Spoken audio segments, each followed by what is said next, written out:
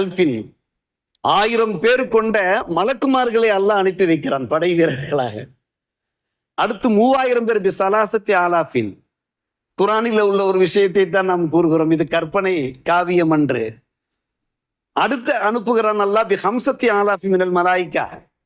5000 பேர் கொண்ட, மொத்தம் எத்தனை பேர் வருகிறது? 9000 பேர் கொண்ட மலக்குமார்கள் ஜபரைல் அலைஹிஸ்ஸலாம் தலைமையிலே, மீகாயில் அலைஹிஸ்ஸலாம் தலைமையிலே, இஸ்ராயில் அலைஹிஸ்ஸலாத்து வஸ்ஸலாம் அவருடைய தலைமையில.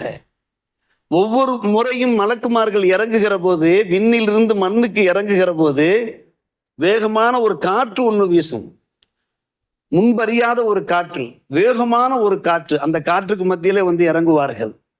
பெருமானார் ரசூலே கரீம் ஸல்லல்லாஹு அலைஹி அவர்கள் என்ன செய்வார்கள்? நண்பர்கள் அழைத்து, இதோ பாருங்கள் மலக்குமார்கள் வெள்ளை தலப்பாக அணிந்து கொண்டு இறங்குகிறார்கள் பாருங்கள் என்று மலக்குமார்களை காண்பிப்பார்கள். மலக்குமார்களை கொண்டு அல்லாஹ் ரப்புல் ஆலமீன்